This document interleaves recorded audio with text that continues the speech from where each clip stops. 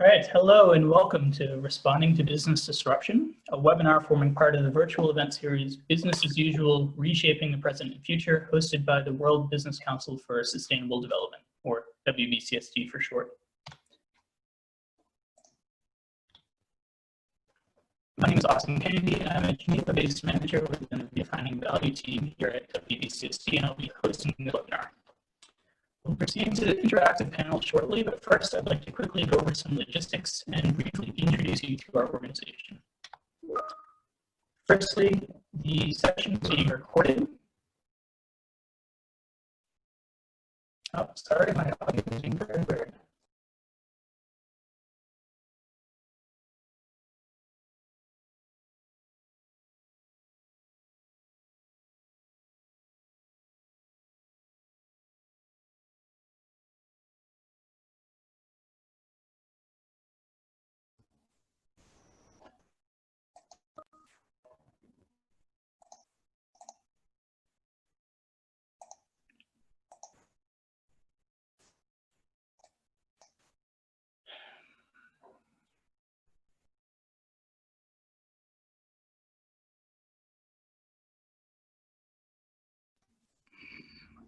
All right, are you able to hear me better now? Yes, great. So this session is being recorded, so slides and recordings will be sent to the email address you used to register for this event within the next day. Throughout the session, please submit questions for our speakers through the Q&A function. It's on the webinar control tab shown towards the bottom of this slide. And I'll be flagging questions submitted by the audience to our moderator kind of as we go through the event. Now for our mini introduction to the WBCSD. We are a global members-based organization of over 200 businesses leading in the sustainability arena and collectively representing business leadership for a sustainable future. Our members have a global footprint and represent a wide range of sectors. You can see a snapshot of our collective membership on the screen in front of you now.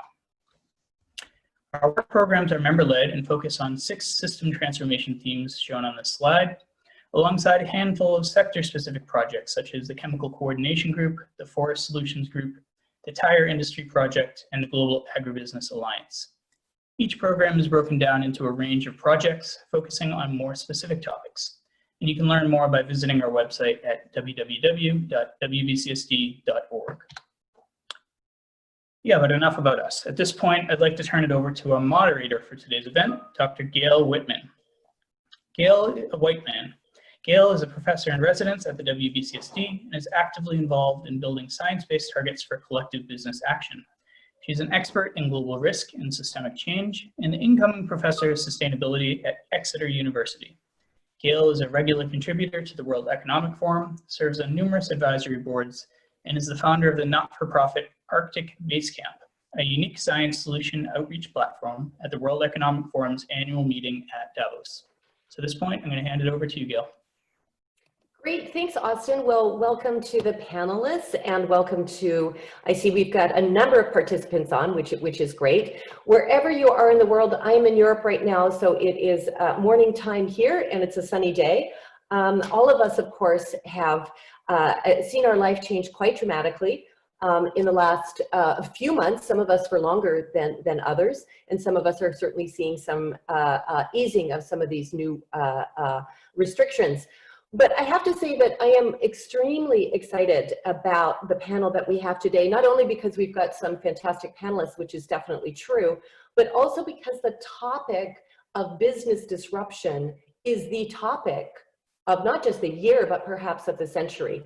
So I think that the tone we're going to take is very much one of trying to get a deep dive and really having a conversation where we will look at the various different questions and also try and get some questions for you. So a warm welcome to everybody on the call.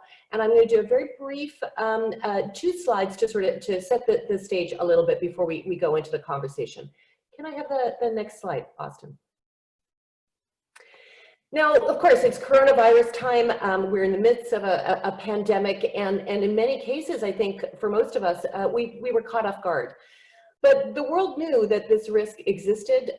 Certainly, if we take a look at the World Economic Forum, the Global Risk Report, which they launch every January, infectious diseases in terms of impact certainly has hit the top 10 for some time. So it's not an unknown problem, but it certainly was one that was seen as not being one that was very likely. And I think that's a key thing, that sometimes when we're looking at global risk, whether we're looking at it as just human beings, we're looking at it as political leaders, or we're looking at it indeed as business leaders, including our panelists, we may look at what are the big risks, what are the likelihood of those happening, and sometimes forget about those that may have a massive impact in terms of disruption, but they don't seem very likely, because the impossible does happen, and we're living that today.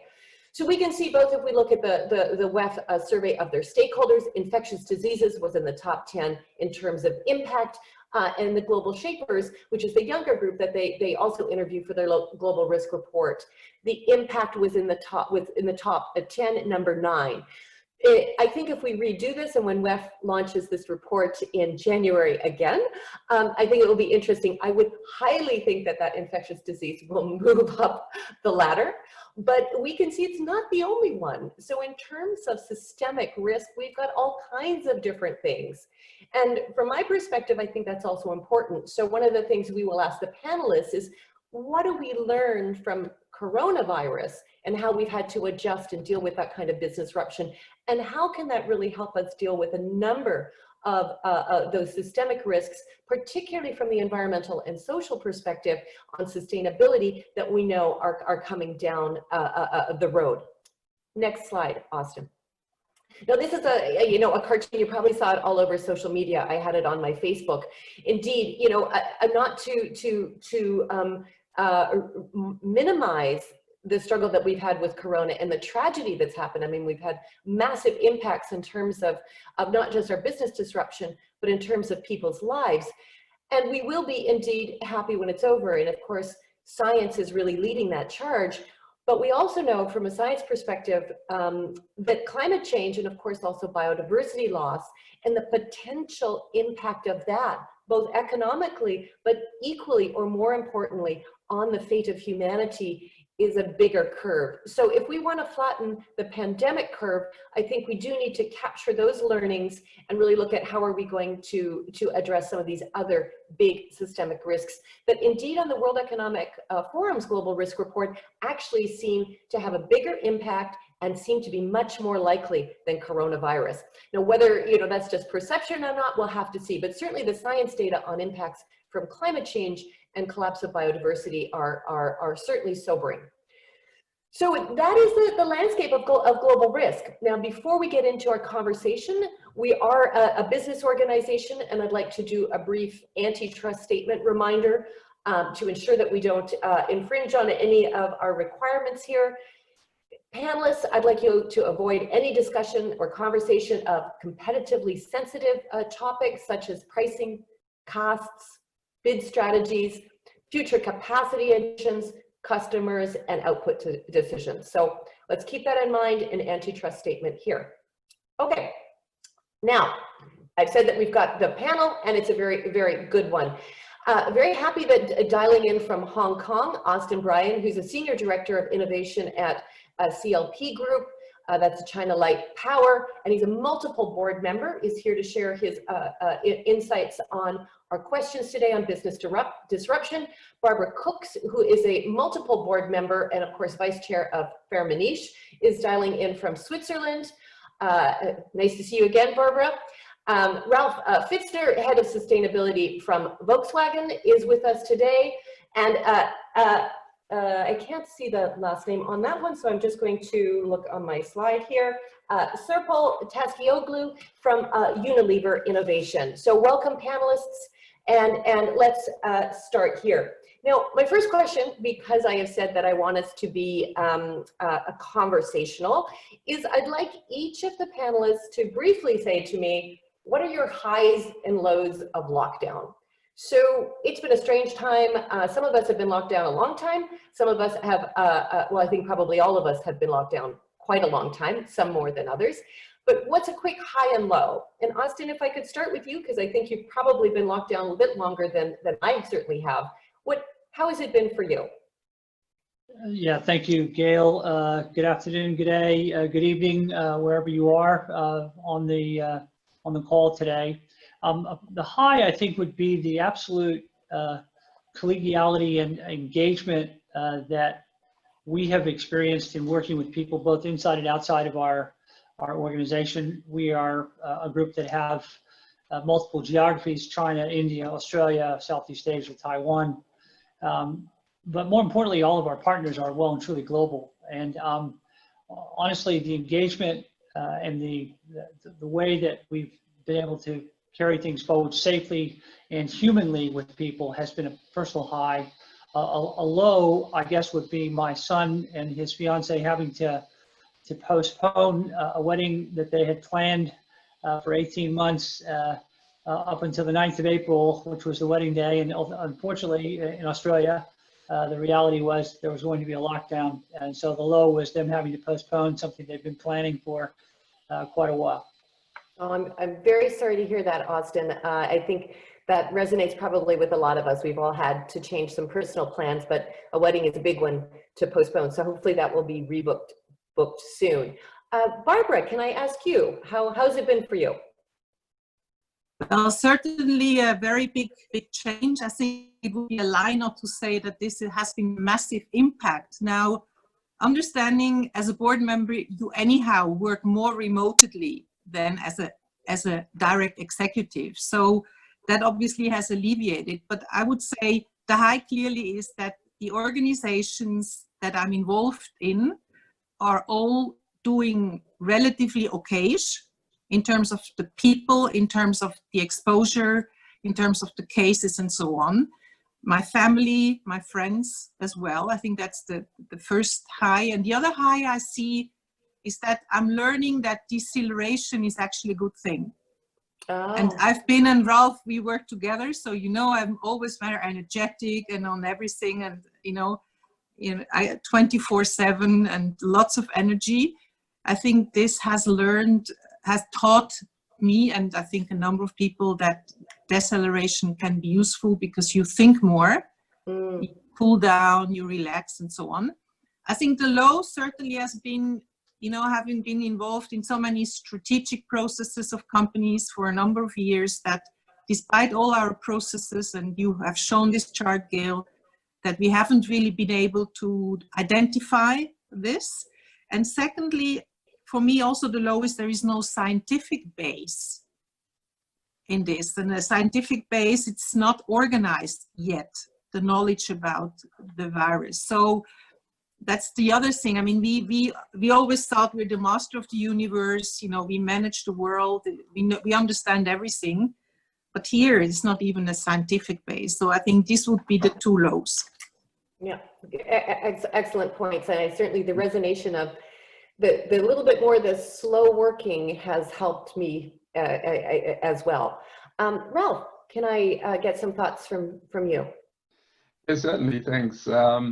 So starting with the highs on the professional side, I would say one big high is that digitalization gets a push and really gets advanced in terms of working from home, and to prove that remote working is not less productive than working in the office.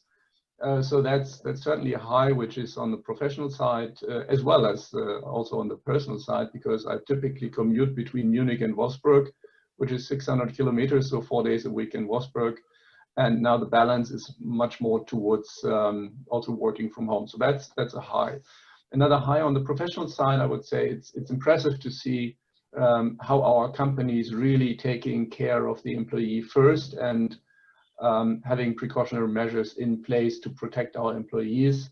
And also really to see the great momentum of activities supporting communities and helping each other across the world. So that's certainly high. And when we talk later about stakeholder relations, I'm going to detail a bit more on that. On the low side, I mean, definitely it's, COVID-19 completely disrupted our business and sales and production activities.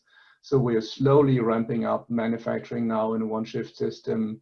China is already really nearly back to normal, but in many other parts of the world, it's starting slow. And I think the trust and confidence of consumers into a recovery of the economic is one big challenge, especially in Europe. And to conclude with one, I think low on the personal side, I simply miss meeting my friends personally and not only via Skype or Zoom or any other means. Yeah, absolutely. I think that's definitely something we're all a little bit hoping for, hopefully quite soon. Serpil, can I ask you to talk about your highs and lows? Yes, yeah, we are all working from home since March. Yeah, means less travel, but also more time spending with family at home, more online connections across the globe with all our colleagues and friends. Also means more cooking more at home, and really enjoy also the real basics of life, but super important. But on the other side, also combining work with your kids. So my daughter is 9 years old, so we had to do home teaching with her. And she started school last week, part-time. As you know, in the Netherlands, the lockdown is becoming a bit more eased. And my low was when my daughter concluded that her teachers were much better than us.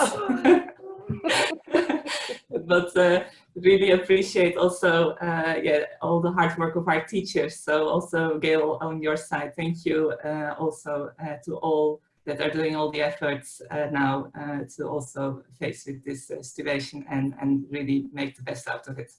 Oh, well, thank you for that, Serpil. But I think that it's certainly the primary and high school teachers that are doing the heavy load on this. I think it's difficult, and I think all the parents that are homeschooling, well, hats off, because I think that's definitely not going to be easy. My boys are teenagers, so I'm a little bit lucky that if they're going to homeschool, they have to do it themselves at this stage. So we'll see. Well, thanks all of you for both bringing in not just the professional but the personal side, and I think that's something for me that's opened up. That I think that what we've seen is that we've got a new way of working, and we certainly are mixing the personal and professional extensively right now. Now we have questions for the audience, so if we could put those up, Austin, if it's a poll, and we'd like to get a feedback from those on the line on a number of questions so we can see how it's going for you. So we have 3 questions, and you can see them on your screen. And the first one is, how disruptive has the pandemic response been to you professionally?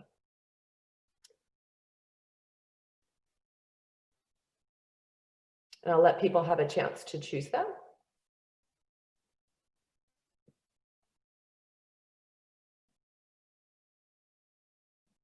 Austin, will I see when people are voting? I will. Okay, good. You tell me when to go to the next question. So far, about 3/4 of the participants have voted. So let's, we can end the polling here. And Okay, so we see that very somewhat and minor, those lucky too, but also lucky to see that not everybody has been extremely affected professionally. So somewhere in the somewhat to the very side of things. That seems to make sense as well for me. Can we have poll number 2? Austin? poll number 2 should be up now. So how vulnerable do you feel your Oh, okay, it listed as 1. I see. How vulnerable do you feel your organization was or is, ranging from extremely to not at all? So now this is about your organization.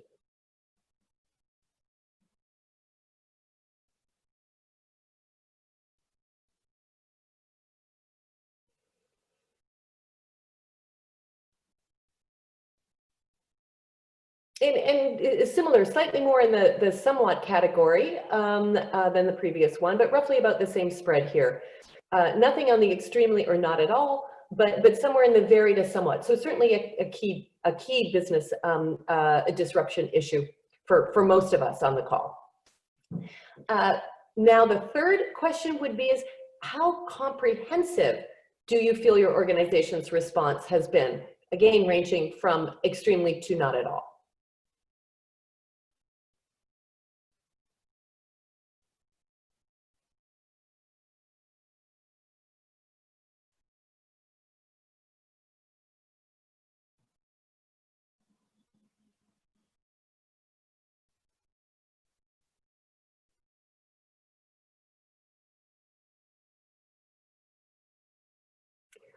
Okay, so on the last question, we've got a kind of a different spread than we've had on the previous two. So the good news is that 35% of our poll feels that their organizations have really responded well, extremely comprehensively to the disruption. Very at 18 and somewhat. So definitely if we look at very and extremely, we can see that we've got a majority of organizations that are responding well, but there's still certainly a somewhat in a little where we've got a significant minority that are still probably looking at ways on how they could do this better. So lessons for the future. Okay, so that helps us set the seed, panelists, so we can see where our audience is. If I can move, I have myself about 5 questions, and we'll take a number of questions from the audience as well. So after I go through the first 2 of ours,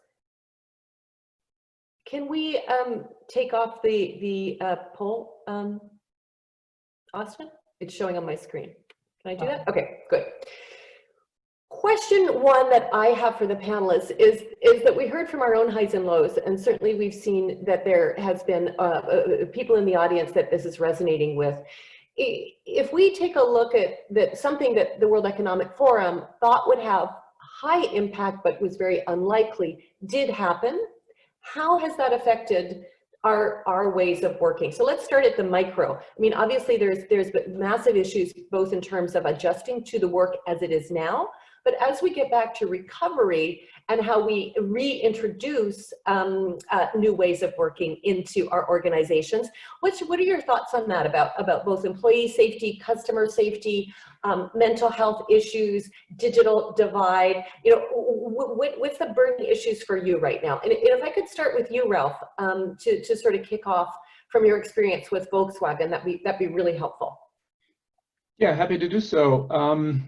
I think what the current big challenge in the recovery is how to adjust an organization, especially to in terms of PPE, protective equipment, if you do really well manufacturing of complex products. So the way of working in the blue collar workers has to be completely rethought. And I mean, I'm really deeply impressed how profound our colleagues are working on this, that everything is really done to protect the employees and their safety and health first.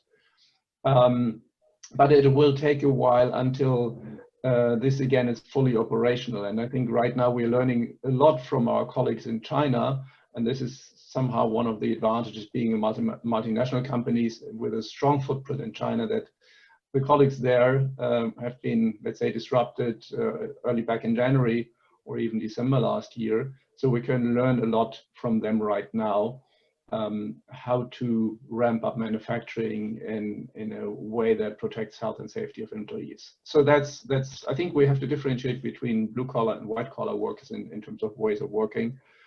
For the white collar, it's much easier because basically you send all of us for working from home. I'm now the 6th week in home office and don't need to wear a mask when I'm at home, sitting here right now at my desk and doing Zoom conferences and so forth. So the second one on the white collar workers is that, as mentioned before, I believe digitalization gives flexibility in terms of where you work, a strong push, and what I observe, at least in my team and in many others, that productivity is not even decreasing. Sometimes it's even increasing, because people are really committed when they sit at home and well, do 5 to 8 hours Zoom, Skype, team meetings, and so forth. Thank you. I mean, it's impressive how much of us can now get done, our work get done on Zoom. Certainly, it's amazing. You know, last year that certainly was not the case, and now we're professionals at it. And I think I'll jump over to Austin, given that you're coming in with an Asian perspective here. What do you think? What are your thoughts on this sort of new way of working, coming from Hong Kong, where you've been locked down a lot longer? Yeah, I echo Ralph's first comments there. First of all, at Hong Kong, of course, we've gone from 9 months of civil unrest to now 5 months of COVID. And so the population in general had an ever diminishing ability to randomly roam with a sense of safety. So for the Hong Kong business versus our India, China, Australia, or Southeast Asia businesses, it has been a constricted environment. The overlay of an infectious disease challenge for Hong Kong, it was well understood. The general population, of course, we've lived through SARS, we've lived through MERS. In this environment, people immediately don a mask, understand what social distancing requirements are, and don't see them as superfluous, are fastidious about, in fact, using hand sanitizer and things of that nature. And so from I guess from an organic change perspective, people immediately adopted those kinds of things. I would say, again, following the comments previously, absolutely gobsmacked at the enormous constant productivity and the quality output from our organization, also the fastidiousness of our physical businesses shifting to protect both staff and customers and managing that. What has been, I think, an interesting observation where we've spent time as a leadership team is to make sure people understood and could come to grips with the missing self-actualization of the affirmation of good work that you get in a group collegiality that you're not getting when you're together alone.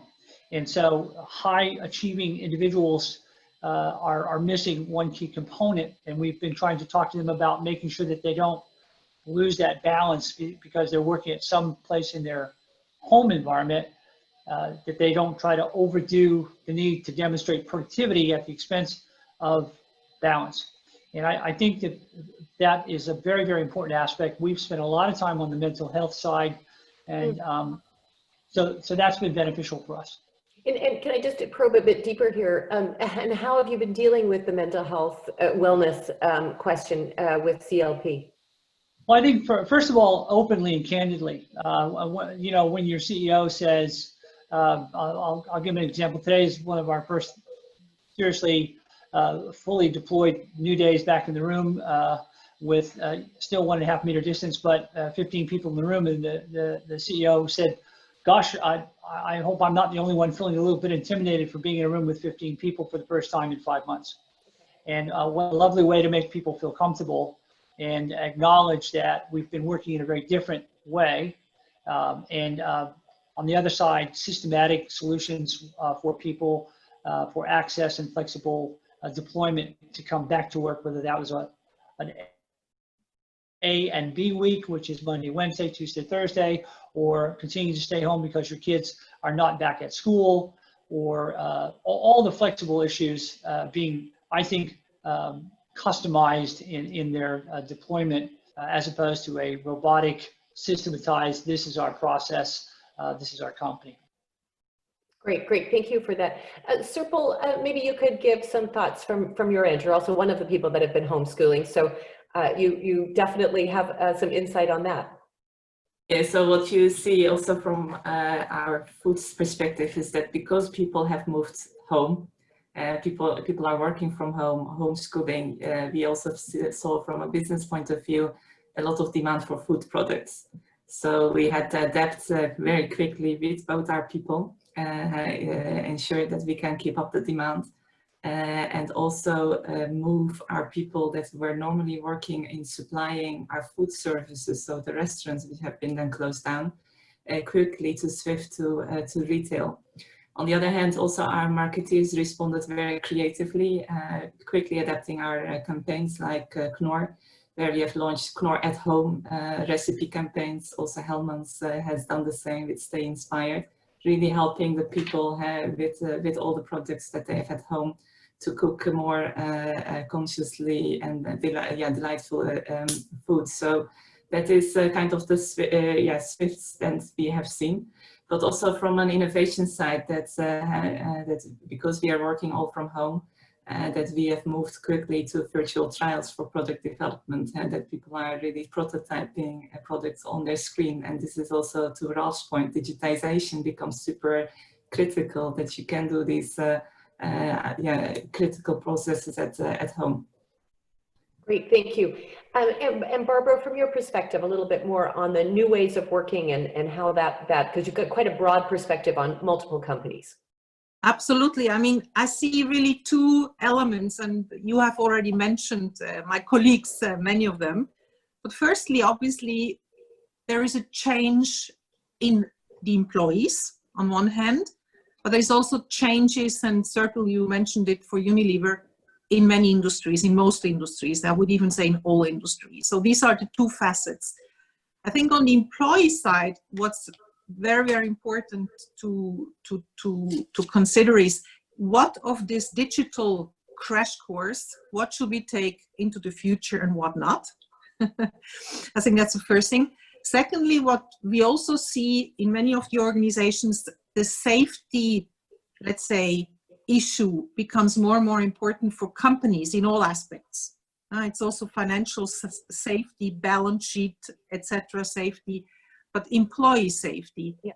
And also what we realize with employees, that the purpose, the sense of purpose, which anyhow in the newer generations, Generation Z, millennials, is becoming more and more important. This purpose topic certainly has been accelerated by the crisis. So I think that needs to be very, very well thought through by management to keep up, a very high engagement of the employees post-COVID. I think on the business side, obviously, I think there's not one industry that hasn't been or will not be affected. I mean, I call it HHD. So you have the real growing markets is clearly, healthcare, hygiene, and digital. And obviously, so what it really means that this innovation that has actually come up in the crisis. I mean, what's great to see how we as humans, we take the crisis and we become more creative. I mean, when I look at, what governments have done in terms of research support, in terms of accelerating medical and healthcare projects, what companies have done, what people have done to basically re-innovate themselves, it's great. And I think it's very important for companies now to identify these post-COVID opportunities, and they're big times. I think, Serpil, you already mentioned some very concretely, but also to use this innovation, let's say, vague with employees to go in the future. There are many examples. I mean, when I look at my portfolio companies, a lot has been done just by, using factories to produce disinfectants. Yeah, yes. For the public, big things, and even GM now producing ventilators. So many things have changed there. But I think what's really important that we need to consider both. On one hand, the change in employees, and secondly, the changes in business, which leads to new opportunities, but it also leads to risks with your prevailing business. Yeah, thank you, Barbara. And if I can continue with you, I'd like to now move from this sort of the new ways of working from a micro perspective, but let's start at the top. Let's start with the boards. Yeah, as you said, you've got multiple board experiences and you're engaged extensively of that. How would you describe, what are the key lessons from COVID-19 that you are seeing for boards? And using as many examples that you feel comfortable sharing with us. I think that, for boards, it has been, I think, a difficult time, actually, challenging time. Because on one hand, especially in Swiss law, the board is responsible also for the strategy. But the day-to-day obviously is not in our hands. So the first thing obviously that boards have been doing, all boards I would say, is to ensure that management has a very good COVID rescue plan. Yeah. Covering employees, covering factories, customers, suppliers, supply chain, and all, and has ticked that off in a good way. I think that's the first thing. But the second thing also, that the company is really looking at these post-COVID opportunities and risks going into the future, because that's the strategic part. So these are really the two things. I think what we need to, as boards, take more into consideration is to, in in all this, the future, there will be much more volatility. I think we have seen it now, and disruption. So we need to, first of all, probably build up even more intelligence in companies. Yeah. Also on political topics, on health topics, broader than just, you know, looking at your competitors, but really having a very good macroeconomic and political kind of insight globally, if you are a global player. Secondly, to very much think in scenarios. Yeah. And thirdly, obviously build the flexibility, responsiveness, and resilience in the company. Yeah. Because only those companies that have that will survive. And resilience, I also think in terms of, you know, your financial structure and your liquidity position. And these are things, you know, like 20 years ago, companies all had reserves for that. You know, companies had had sort of a stress planning, I would say, and kind of, you know, enough reserves to go over. And I think we kind of, as we think, or we thought the last 10 years with the master of the universe, you know, we master everything, even the risks with our mapping and strategic planning and Davos, and so we know everything. Yep. And if something comes up, we know exactly how to deal with it. So, and this equation certainly has changed substantially. And I think there, obviously, the board needs to ensure that this is being done. The other thing, what also shows that, you know, crisis management, not every manager is good in crisis management. Yeah. So it also shows, I think it's also for the board to say, you know, how has this team, the top management and the team played? How well have they done? And it may be, you know, that somebody in the second or third level, you know, has suddenly develops as a big leader in this crisis. But I think also this question of appointments, of the executives review, etc., is an important factor. But I'm really happy because in the companies I'm involved in, all that has been done well. Obviously, what was important for the board, and I think most boards have received that, is that you got a weekly review by the CEO, which was honest. You know, that was very important. Not long, but honest. You know, this is going well. That's where we have problems, and so on. And wherever there was a need to contribute, to help, you know, obviously that's then also the role of the board to say, here I am, not just in the good times, but also during the crisis. Yeah, thank you. And I think that makes a lot of sense, that in terms of this sort of authentic leadership of being honest about where we are, it helps a long way. I think we can see political leaders sort of adopting a couple of different strategies on that to different effect. And good to hear that you see that so many of the boards are taking this idea of post-COVID, what are the lessons learned and how do we take advantage of the opportunities and deal with things. Now, Austin, if I can move over to you and ask you to also comment from your experience with multiple boards as well, many different kinds of companies. What's your key lessons that you've seen boards learn during this period? Yeah, so I might take that more from the startup and scale up company size, and the comments that Barbara made are no less relevant. But if you look at companies that are in the startup or scale up phase of their growth, dramatically affected by this situation. And again, first of all, those companies in where I'm a board member and responsible, and in fact in portfolios, you see very clearly, they distinguish themselves by immediately understanding A, what their financial position is, B, having to make tough choices that relate to resilience insofar as, what am I going to do with my sales and development staff versus my product development staff? Am I going to stand down 10% of my workforce? Am I going to put them into some sort of paid deferral program? Yep. Am I going to go immediately and get government support, depending on where that government support is available, whether that's North America or Australia or Europe?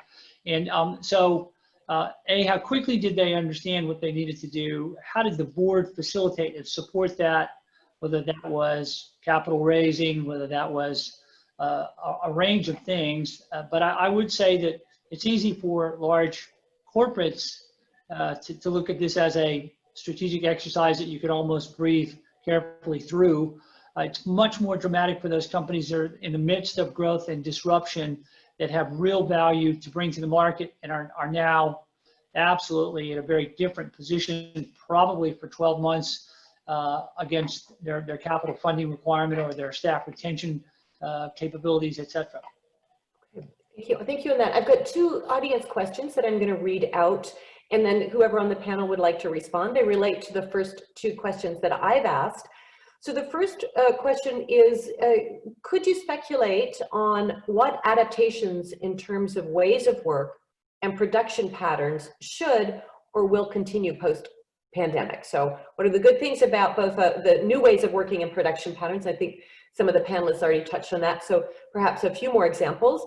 And then coming back to the board question, in practical terms, how can we build up board understanding of things like scenario analysis and ESG more broadly? So trying to see how those boards can connect the dots with the ESG crises that indeed could affect us in the relatively near future. So taking those questions first, I'll just say which panelists want to add in, please add in briefly, and then and we can get a few extra responses. So just unmute yourself and add in.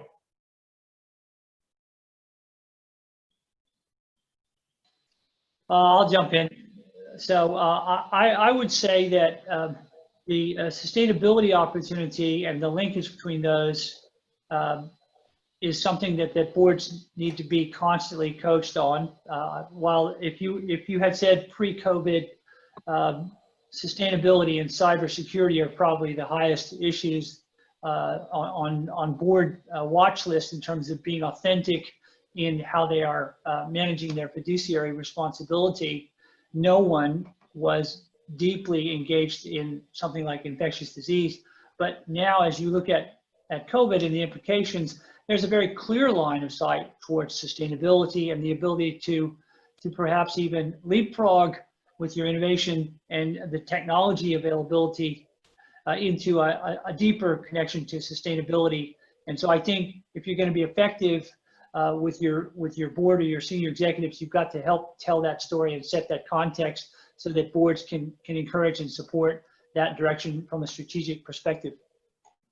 Thank you. Barbara. Yes, how to connect the dots between scenarios on ESG on boards.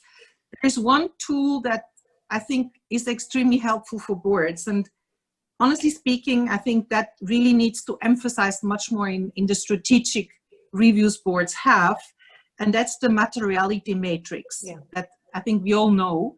Not all the boards know them yet, unfortunately, but I think today, when you talk about strategies in boards, which they do, roughly I would say almost one day a year, or maybe 6. There's a lot of research and surveys how boards spend their times. Not yet enough on strategy, but when they do it, I think one important element is to have the materiality matrix on the screen.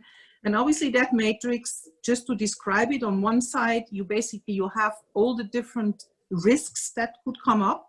And on the other side, the impact or the impact it could have on the company and from the perspective of the stakeholders. And then you go in the different quadrants and you say, these are really the 3 points. And certainly COVID has the effect that many of this positioning of this stakeholder topics will be moved on the top quadrant with where the things are where you should focus on as a board. So I think that has absolutely a key risk. And I mean, today most boards really have understood that sustainability is the key. And why is that? Because it's not just the customers, it's the employees, it's the government, it's the media. So I think that step has been taken. Many companies. I think, Ralph, what you're doing in Volkswagen, Serpil, what you're doing in Unilever, obviously what Firmenich is doing, what Henkel is doing, and the number of other companies I'm involved in is going exactly in that direction. But I think to use the tool of the materiality matrix kind of not forces, but helps boards to make the link much more with ESG and with sustainability. Yeah, thank you. And panelists, what do you? I would like to. Yep, Ralph, go ahead. If I may, following on what Barbara just said, I think it's also on the board level, since COVID-19 somewhat came as a black swan. So yes, the risk of a global pandemic was there in the WEF and other reports, but similar to many other topics that typically stay below the surface until there is no big threat or scandal or whatever, things go their way and they're not really recognized. So I think one thing is we have to redefine also materiality assessment in terms of our understanding of risks. Second is we have to dig deeper into the topic of resilience of business models, of supply chains, and of organizations. And thirdly, what I observe, on the one hand, yes, definitely sustainability gets a certain push. And I would say the people dimension out of this people, profit, planet now is moving towards the forefront. And despite the fact that on our side, we're fully convinced to execute our decarbonization and electrification strategy, there's also some short-term trade-offs one has to make between employment and the fast transition. So I think there's also a couple of relevant sustainability dilemmata one has to discuss these days. Great, thank you. So now I'd like to move into the innovation side of things. So clearly it's been quite an interesting moment in time for all of us. We've all improvised, we've all innovated in a micro sense.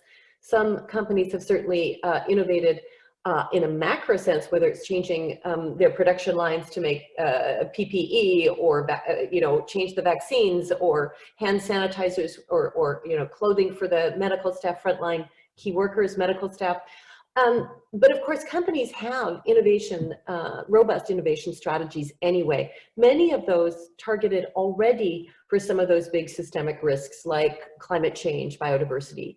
So I'd like to talk to you, Sirpal, about how you see the innovation function at Unilever, and how has the coronavirus affected that, and how has it perhaps helped make the case or increased vulnerability of those low carbon innovations that we've been working towards in many of the companies. Certainly Unilever is a front runner. So if I could turn over to you to give us some thoughts on the innovation function as it's been affected by Corona, but also I think more broadly, and perhaps even more importantly, is what's it for the future with some of the work you've already been doing? Yeah, thank you, Gail. I think innovation in the time of crisis is more than ever important. That already Barbara alluded to. It's also fosters a lot of creativity with our people. Also on our side, we have converted a lot of our manufacturing lines into producing sanitizers in record times to really serve the society in that manner. But also on the food side, what you see is that I already mentioned the in-home food experience has also been reset in many ways. The COVID-19 is changing how consumers are thinking about their health, as well as changing their purchase behaviors and also the channels that they shop.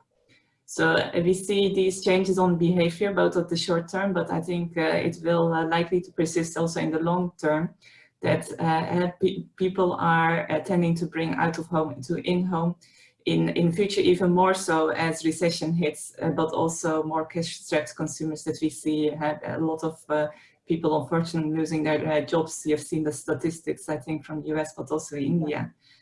And also consumers wanting to hold on the cafe, lunch, restaurants experiences at home. You see these movements already in China. While the restaurants are open, people are still a bit holding, visiting them. But on the other hand, what you also see is that people are more conscious about their health and wellness.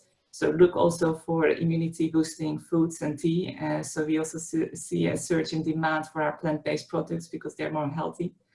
But also on the other hand, trust and affordability. So people are rediscovering the goodness of trusted and affordable shelf-life products. And also consumers tend to turn to brands that they know and trust. So this is also where we see great opportunities for our brands to lead. is also substantiated by, I've not seen if you've seen it, but there was the latest Edelman Trust Barometer, which showed that food and beverage sector is the #1 trusted industry at the moment. So as an industry, we have an opportunity to step up. Also, people around the world are looking at us to solve the issues that they're worried about now. For example, food waste. Why is milk being poured away when there are huge food bank lines? Food accessibility, probably it's going to be the mother of all recessions. How will I afford food for my family? Nutrition, people are looking for these healthier diets as mentioned, but also sustainability remains a concern. So this all brings, in my view, further grounds for innovation, both on the short and long term. So also we looked from our angle to our innovation strategy and rapidly adapted this to these changes and make this more relevant in the new context, but also quickly shifting our resources to where we can then make this large impact. On the supply side, also not underestimated, also a lot of innovations at there, like really working with all our suppliers and retailers to keep the disruptions to a minimum, addressing these logistical bottlenecks, and really seeking innovative solutions on supply chain, both on the local and global level. But also from macro level, super important. As you know, food systems is already under major pressure. So we're working with our stakeholders also in global platforms like World Economic Forum, but also WBCSD on resiliency of food supply chains and food systems transformation. If you look at the broader risks that we have, there are a number of concerns on food security in the coming months ahead of us. If you think about that we have to feed 9 billion people in 2050, while at the moment 2 billion people are overweight, while on the other hand 800 million are going to bed hungry, while we waste 1/3 of the food, and these numbers are all going to increase because of the current situation. I think there couldn't be more urgency to all work together to find the solutions to those big problems and also serve to the societies to making a nutritious food affordable and accessible to all. And to follow up question to that, Serpil, is do you find that the innovation function at Unilever has got sort of a fast track reporting or role with the board? Are you seen as a way of building resilience into Unilever? How quickly are decisions made? We're going to move to hand sanitizers. How does that happen? Yeah, very fast. Innovation is integrated to all our business decision making. So it has been already part of each executive team meetings. So also on this side, we already facilitate a lot of the decision making. Also from my global role perspective, I know exactly which food innovations are happening across the regions and which we will accelerate and ensure that these decisions are made very quickly. So this is how we accelerate that decision making in our company. Great, thank you. Austin, if I could turn over to you and ask you to sort of build on your perspective because of CLP and all the innovation work that you're doing, especially on the low carbon transition. How has COVID affected that? So I think the context you start from, and we've started from, is first, was the workforce safe? Did we do all the things? Safety is intrinsically in this company's culture of 120 years. So once the employee base and our operating frame of reference was where we felt it needed to be from a safety perspective, then it's back to work with innovation. What is innovation for us? It is actually a future P&L contribution of a sizable nature for the company as it continues to aspire to live another 100 years in its public existence. And the other part is, what is its contribution to the future DNA of the workforce? So if you look at a company like ours, there's deep engineering DNA, but is there digital DNA? How do you drive that forward? The COVID situation for us has presented us an opportunity to do everything from make investments in startups without physically meeting a management team, to connect data with electrons and derive insights abstractly, and then work in a digital collaborative fashion, continue the agenda basically under three key things. Rolf has touched on several of them: digitization, decarbonization, and electrification are these unstoppable trains today that are going to drive to smart, sustainable, connected, lower carbon intensity cities.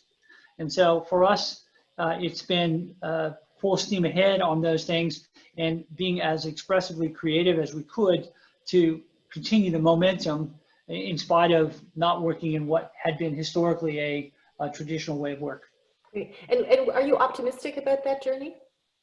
I'm enormously excited about it. I think two things. One, this is unleashing the personal creativity that exists in the flexible work environment for people. And it also forces organizations to truly begin to exploit the value of tools that have been previously overinvested and underutilized. So I think all bets are on. All bets are on. I love that. I love that. Should be a headline. Okay, I have an audience question. Could you discuss how large M&Es are adjusting to and planning around national and regional differences in restrictions and severity of impacts? It's an excellent question. Just let me know. Just turn on your mic if you'd like to tackle that. Any takers? Could you repeat that question, please? Yep. Could you discuss how large M&Es are adjusting to or planning around national and regional differences in the restrictions and the severity of impacts? And maybe on how lockdown is easing in different regions, if I can add in on that question.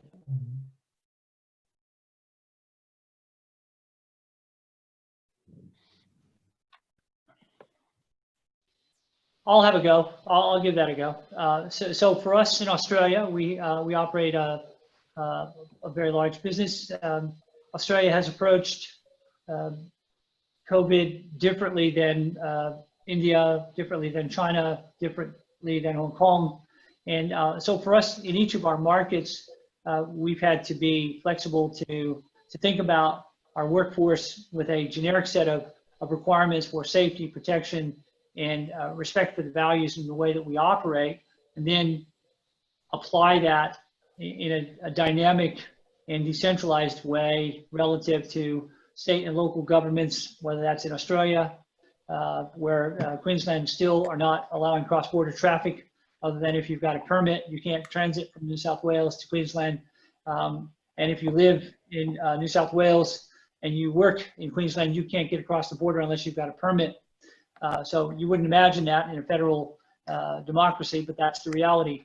It's of course different in our businesses in China or in India. China has selectively and consistently rapidly reopened with very good success. India is in still deep lockdown. Yeah, it's still in deep lockdown. Thank you. Barbara, did you want to add in on that?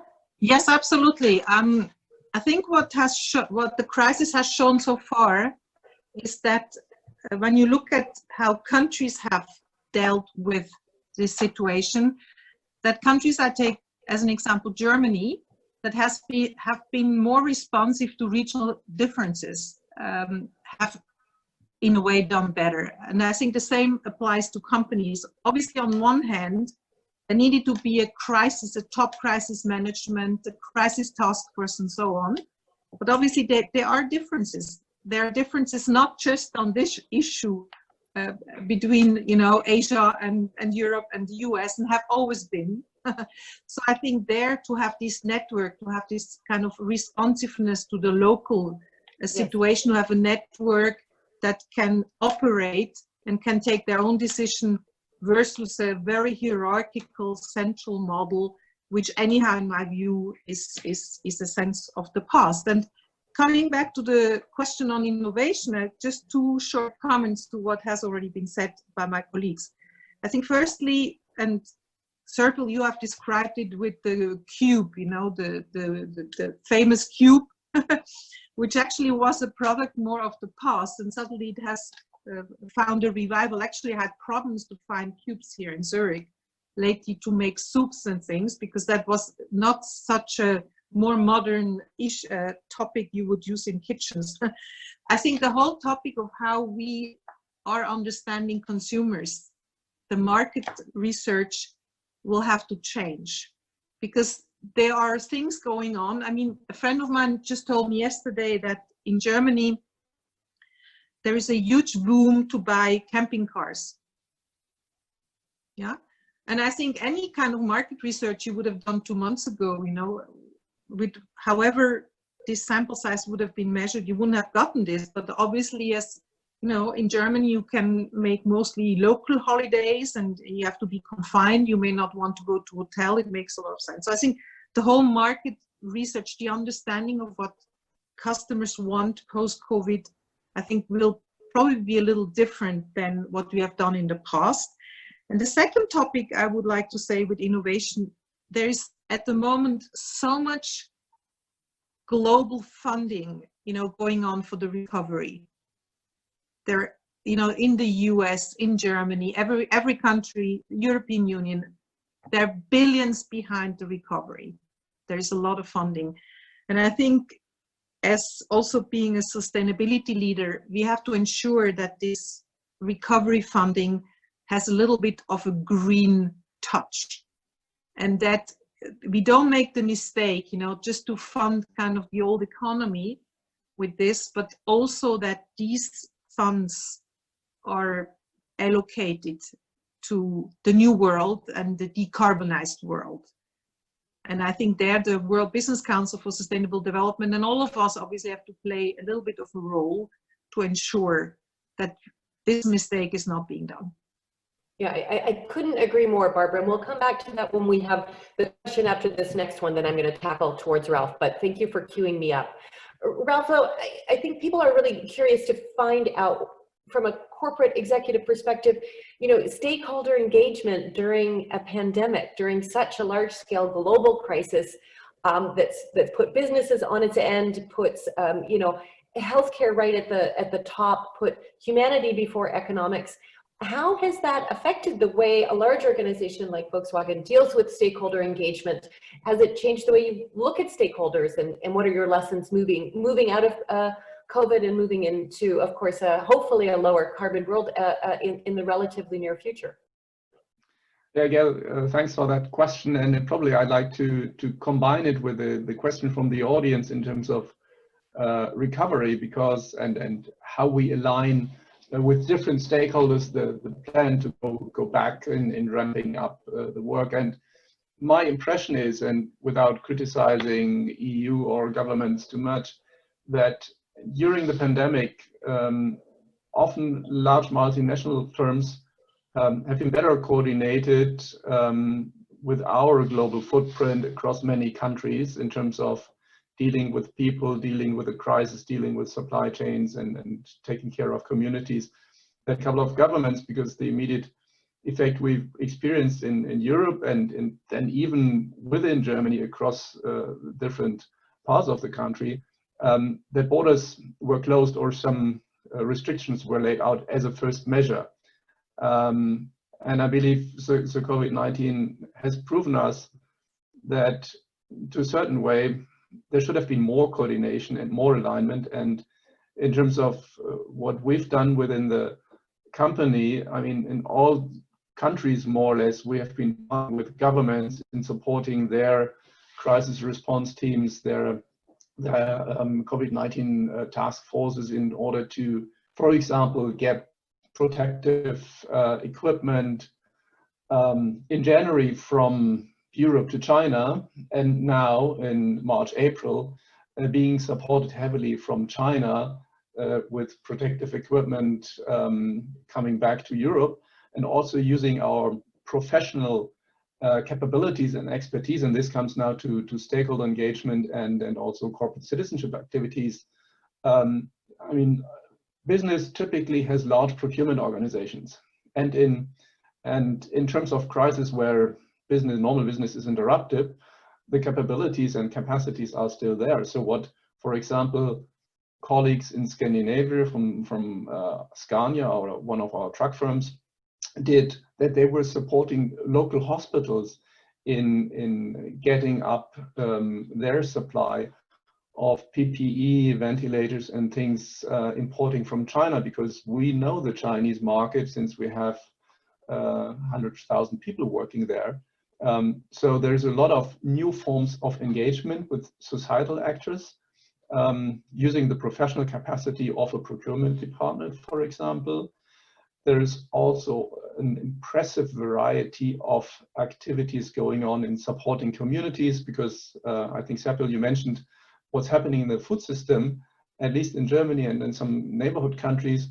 The food banks, which typically get their surplus supplies from supermarket, they ran out of supply because basically all people conquered the supermarket and were buying all the pasta and toilet paper and whatever. So some of our businesses, MAN Munich and many others, they have doubling their support for food banks in order to supply those people, homeless people and other who can't afford food. So that's a form of local community support, engaging with stakeholders of civil society all across the group. Hundreds or even thousands of cars have been temporarily donated to support healthcare system workers, and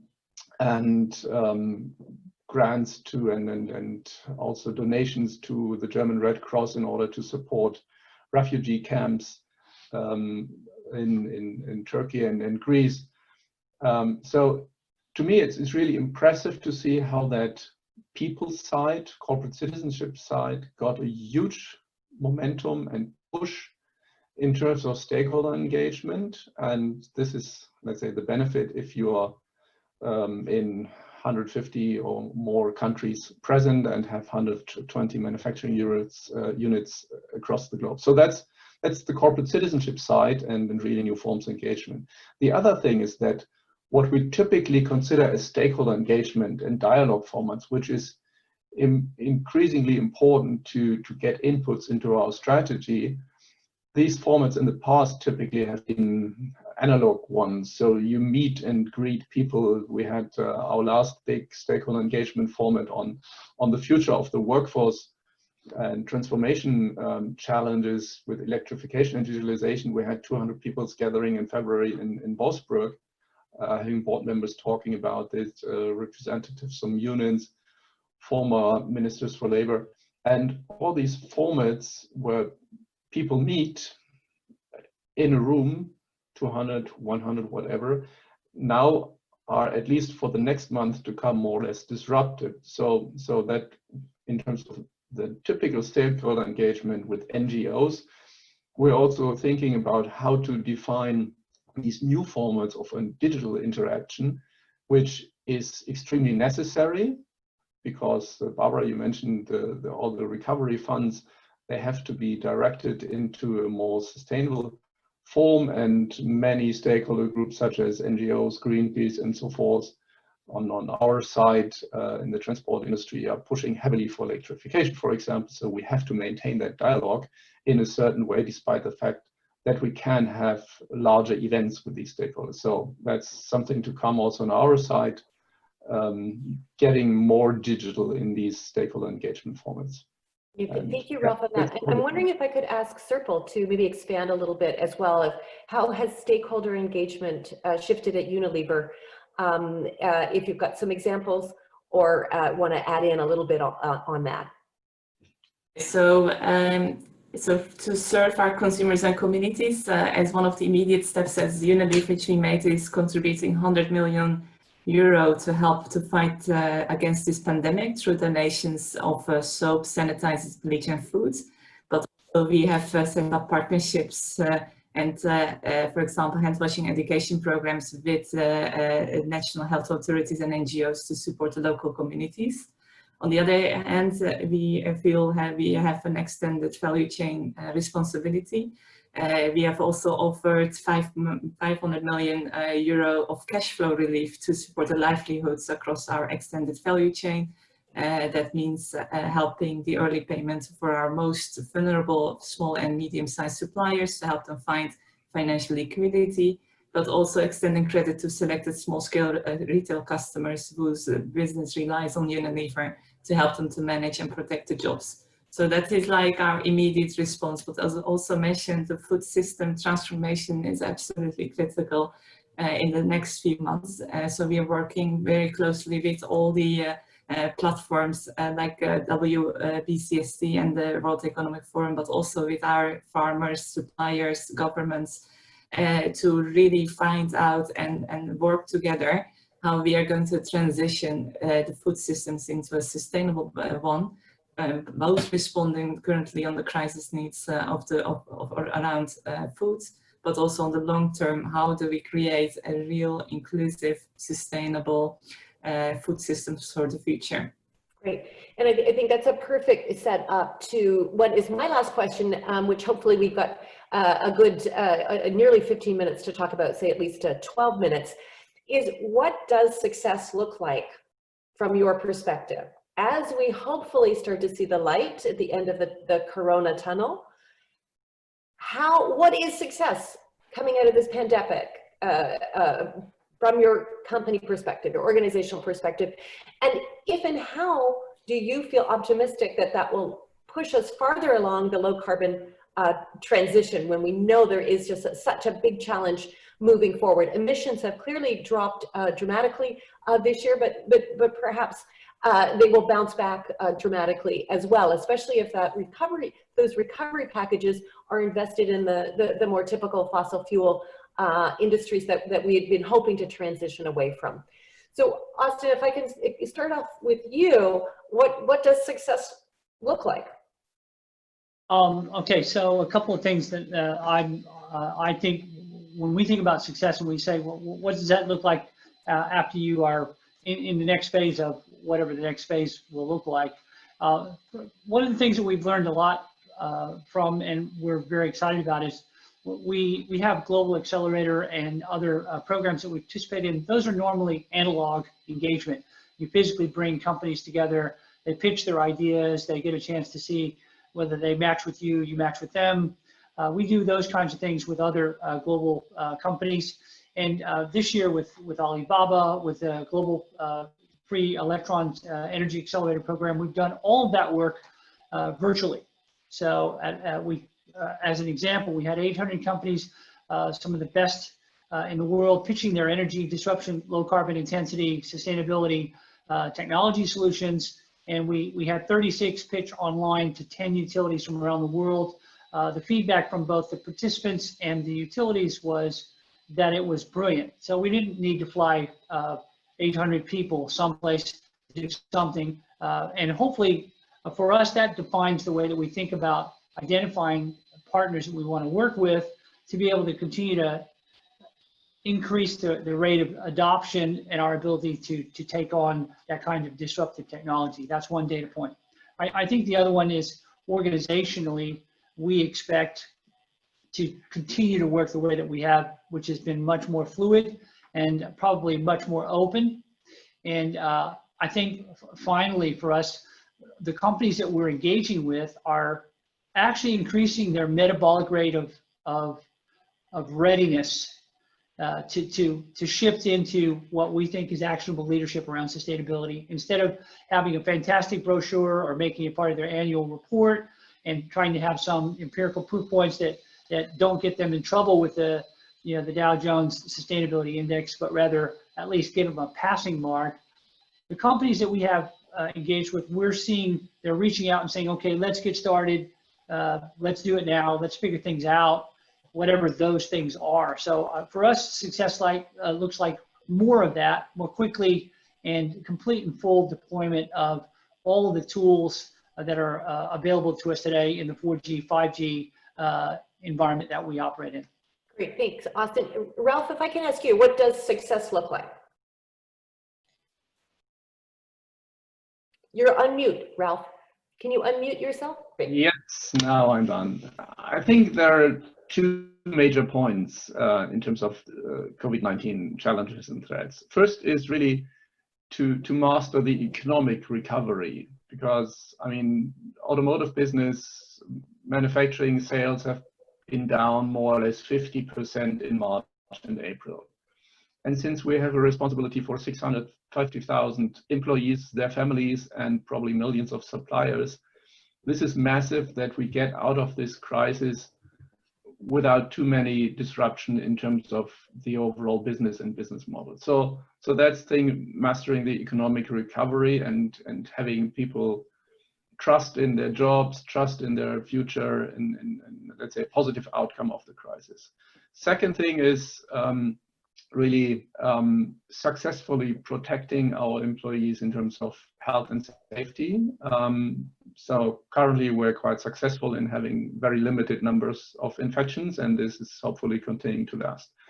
Third thing, on the sustainability side, and then we're probably really into the 3-dimension, is really driving the transformation towards, in our case, electrification. So having the green transformation in mind, and is specifically coming back to the point of innovation and what happens right now. Many innovations like mobility as a service, like car sharing, like all innovations basically around public transport, they more or less have been completely disrupted by COVID-19. And like it or not, the car as a vehicle for individual mobility is now higher on the agenda for many people because they feel protected inside, and in terms of infections, yes, they are. And having said that, this even more makes the case if we want to tackle climate change, we have to electrify, because based on the fossil fuel, it's not going to work. Even there is now probably even more demand in terms of individual mobility. So that gives strongly a push for shaping the agenda towards electrification in terms of mobility, and also using digital means to reduce emissions and resource consumption. Thank you, Ralph. Sirpal, what does success look like for you? Yeah, I believe we need strong international cooperation and transparency on the market dynamics, but also building a resilience now at all levels. So whether finding a vaccine or dealing with the recession, or on the food systems, which is incredibly important also in the climate change, that I think we have now an opportunity to deconstruct the food systems into a sustainable one in the next 6 to 18 months. Although this is an emergency crisis situation, I think it provides an opportunity to reduce these the traditional lock-ins that were difficult to resolve. So what actions can we put in place on our existing systems that can create a more inclusive, nutritious, sustainable food systems? For me, success is that we can find those solutions, which I believe is the greatest leadership challenge of our time. Great, thank you. And Barbara, what does success look like for you? Well, success looks as follows. Upsides for all stakeholders with as low as possible downsides. And obviously stakeholder meaning employees, customers, suppliers, shareholders, other stakeholders, NGOs, and so on. And there are really 2 facets to it. The first one would be to take kind of best practice from this remote working, take that part of it into the future, and also the deceleration, that we can do things with a little bit less speed and maybe more thoughtful. And the second one obviously is the business opportunities. So one clearly is these upsides, and they obviously hopefully are not just for one stakeholder group, but for all of them. The second one would be resilience, that we are as companies, but also governments, society at large, we learn and we become more resilient to be also ready should there be a future crisis. And the third one obviously is to have a greener world, also based on all this recovery funding that is now being allocated, that will help us to make a big step into a greener future. So these would be my three success factors for the future. Well, thank you. Thank you so much for that, Barbara. Now, I know that I am conscious that we're almost out of time. We've got about 5 minutes left for our closing comments. And I know the audience that there's a number of questions you've sent in. Apologies, we're not going to be able to get through all of them. We do have another session later today on the same topics. So you can always dial in again, or certainly you can continue to engage with WBCSD, and hopefully we can continue to answer those questions as we progress. But normally when a panel ends, they have a closing comment and they summarize perhaps their burning points. But I have to thank Barbara for this suggestion, she gave this idea to me earlier when we did our pre-brief. And as opposed to just summarizing our key points, I'm going to ask each of the panelists to give a so what question to WBCSD. So we've had this great webinar on business disruption. I've learned a lot. I am encouraged. I feel optimistic. I feel also encouraged by the stories of how companies have reached out to deal with Corona with their external stakeholders and employees. But what's the message in a bottle that you would want to send to Peter Bakker, who's the CEO of the World Business Council for Sustainable Development? How can WBCSD be part of what success means for you? And Austin, if I can kick off with you, that would be great. I would say continue to work diligently to make sure that you set the context for us so that we can ensure that we are not able to avoid addressing these issues and tackle them early. So whether that is, what can we learn from how we were not prepared for infectious disease relative to other items that you so appropriately pulled up on your list. Make sure that you are that vigilant voice for us to ensure that that context is set and we cannot avoid addressing the issues of materiality. Thank you. Sirpa, what's your message in a bottle for Peter? So, Gail, you may remember a few years ago you were in India with the WBCSD leadership program, and Peter Bakker came to speak to us, and he said, have the courage, because one person can change the company. So I want to give this message back to him to say, look, you're working with more than 200 companies. I think he can change the world. So, and we're there to support him. Great, I love that, and I definitely think this is the time for courage if there ever was one. Ralph, how about you? What do you want to send your message to Peter on? Well, seconding the others, I could subscribe to those two I heard before. Probably from my side, three messages to Peter. One thing is WBCSD should continue also with the strategy work in terms of the Vision 2050 reloaded. So having the long-term trends in mind and providing analysis and research to the participating company and jointly developing this. Second one, as I think many said before, crisis is always an opportunity, so we should make the best out of it. And third, it's really helpful to have best practice sharing because you can learn so much from each other that I think we also should continue best practice sharing in this group and others. Great, thank you, Ralph. And Barbara, it was your question, so I'm sure you have something to say to Peter, who you know very well. Yeah, well, I think all the bottles so far were very good. They look very good. So just two wishes to Peter. The first one is to use the platform of the World Business Council for Sustainable Development to exchange best practice.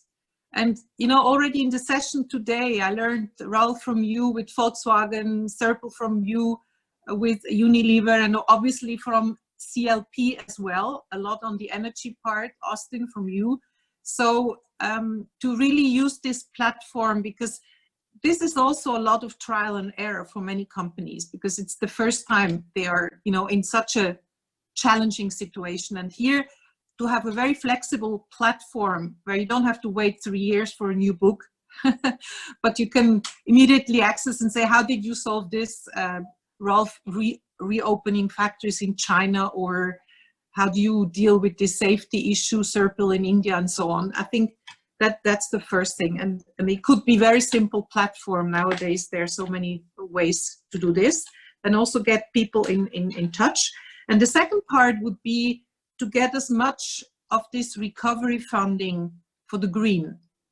And I think there, again, the World Business Council with its platform, global platform, all the companies behind, and companies, as I think, Ralph, you said it obviously now, are gaining in importance in the whole weight of the world. So to make sure that, you know, a big portion of the recovery money, so to speak, funding is going into the green. So these would be my two wishes to Peter. I think those are excellent wishes, and I have to concur with all of the suggestions on how we can move this forward. I think certainly we all wished we'd had a playbook on business disruption in a massive crisis like a pandemic or a climate crisis, and I think now is the time to say that the impossible does happen. We need to unite behind the science and then utilize our innovation, both in formal programs, but just that individual innovation that we've all shown. And ultimately, of course, as Sirpal said, is if we have the courage to recognize the vulnerability we share as humanity, I think that we can make sure that we are resilient indeed as communities as we come out of Corona and as we deal to build a more resilient world, including our energy system, our food system, and just our well-being. I'm struck, of course, by the idea about a deceleration, Barbara, which I think is something that resonates with me, something I need, but I think perhaps the world needs it as well. So I'd like to thank all of you. I'd like to thank the audience. We've had an amazing set of panelists. This to me has been a superb webinar, which just proves the point that actually we don't need to be together to have a really, I think, honest, authentic, and high-level discussion that I think will be incredibly useful. I'm glad WBCSD has taped it. We will be circulating that. So I'd like to say thank you, and then turn over to Austin. I think you've got a final just close. Yeah, sure. So thanks again to Gail and our panel of experts. Before we head off, I just wanted to remind everybody that's watching to watch your inboxes for slides and recordings of this session in the coming day, and to remind you that you can gain insights into how businesses are responding to the pandemic in concrete ways at the continuously updated COVID-19 hub on WBCSD's website to go along with kind of what Rolf was mentioning. And finally, remember to visit our events page to find upcoming events in the virtual series. So the next few events will focus on modernizing governance this Wednesday, May 20th, creating value, mitigating risk, and tackling food system externalities next Wednesday, May 27th, and how all sectors can unite to achieve SDG 2 next Thursday, May 28th. And with that, I'd like to thank you for joining and wish you well as we navigate the next stages of the pandemic.